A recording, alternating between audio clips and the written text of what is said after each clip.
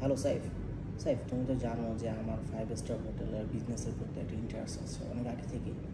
তো আমি যদি 5 স্টার হোটেল দিই বা বিজনেসে অ্যাড হই, সেক্ষেত্রে আমার কাছে কোন সেক্টর থেকে তোমার ক্যাশ ফ্লোটা আসতে পারে? তুমি কি আমার সাথে শেয়ার করতে পারো বিষয়গুলো?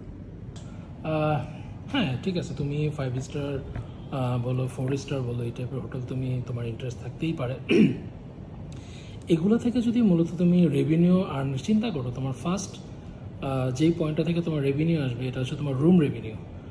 তুমি একটা জিনিস মাথায় রাখবো, হোটেল বিজনেসের মেইন হচ্ছে তোমার রুম রেভিনিউ। তুমি কতটা রুম সেল করতে পারতেছো, ওখান থেকে কী পরিমাণ তোমার আর্নিং হবে। সো ফার্স্ট তোমার হচ্ছে রুমগুলো তোমার ঠিক করতে হবে। ওই রুমের ডেকোরেশনগুলো যদি সুন্দর হয়, দেন তুমি রেভিনিউ আর্ন করতে পারো। তারপরে সেকেন্ড যেটা হচ্ছে, প্রত্যেকটা হোটেল, তুমি যদি একটা ভালো হোটেল দিতে যাও, হোটেলের সাথে তোমার মাস্ট রেস্টুরেন্ট থাকতে হবে। আদারওয়াইজ তোমার হোটেলের যে গেস্টগুলো আসবে তারা কোনো ফুড অর্ডারও করতে পারবে না, তারা তুমি ফুড অফারও দিতে পারবে না।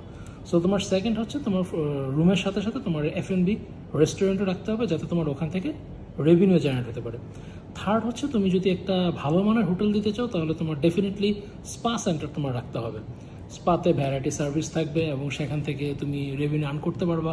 তারপর হচ্ছে তোমার ক্লাব থাকতে হবে। ক্লাব বলতে কি, যেমন ধরো তোমার জিম থাকতে পারে, সোনা থাকতে পারে, সুইমিং পুল থাকতে পারে, তারপর তোমার স্টিম থাকতে পারে, জাকুজি থাকতে পারে।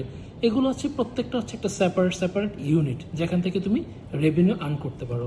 তারপর হচ্ছে তুমি ব্যানকুয়েট হল দিতে পারো। ওই ব্যানকুয়েট হল থেকে তুমি বিভিন্ন বিয়ের প্রোগ্রাম বলো, তুমি তারপরে বিভিন্ন ইভেন্ট বলো, এগুলো তুমি অ্যারেঞ্জ করতে পারো। দেন এখান থেকে তোমার রেভিনিউ জেনারেট হবে।